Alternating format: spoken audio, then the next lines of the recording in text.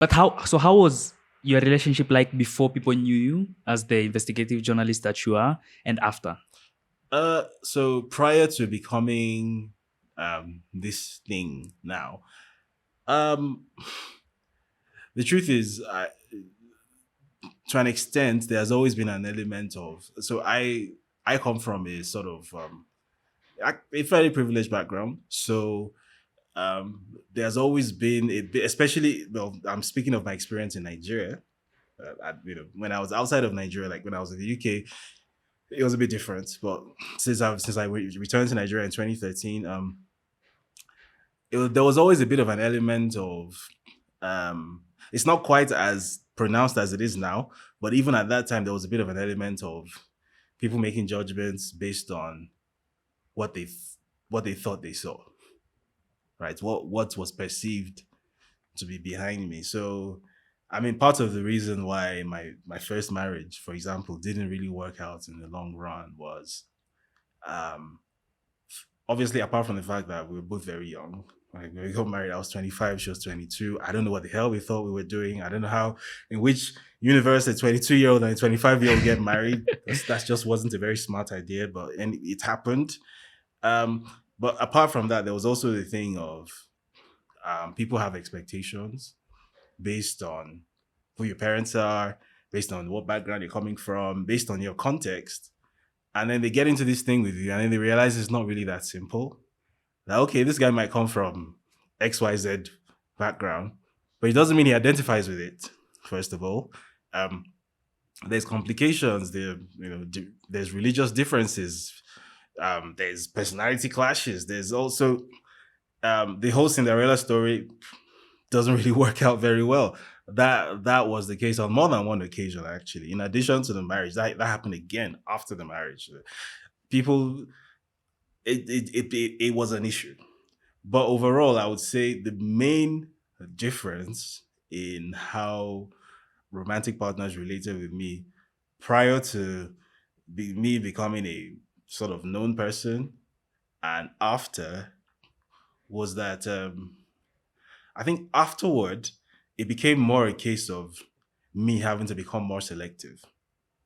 I think before and I'm trying to phrase this in a way that isn't gonna get a bunch of people, jumping down my throat on Twitter. But I think before it was more a case of um, me kind of having to prove this, that, or the other, you know.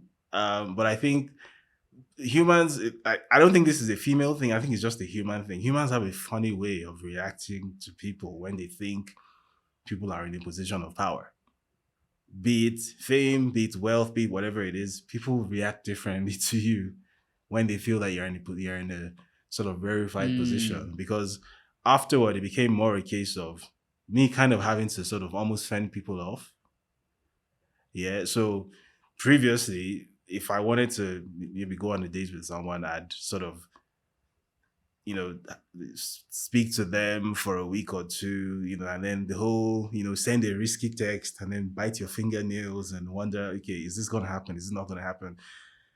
Afterward, it became more a case of, I think I actually mentioned this to you earlier this morning, that I can't think of a time, certainly between 2019 and maybe even this year, where I actually like asked someone to go out on a date or something, because that never needed to happen. It was sort of coming in the opposite direction, and I kind of had to be the one, you know, being the gatekeeper, and either saying, okay, yes, let's do this, or hey, I'm with someone, so that kind of, so I think that's the main difference.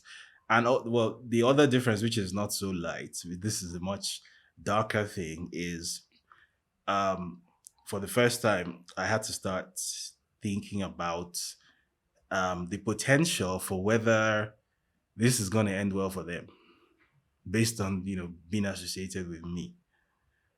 So for the first time, it's not just a case of, oh, I like this person, let's have an adventure. For the first time, it became a case of, in the long run, am I good for you?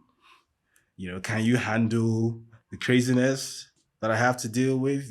Can you handle the fact that, and there was a period where at every point in time, I had an overnight bag. packed.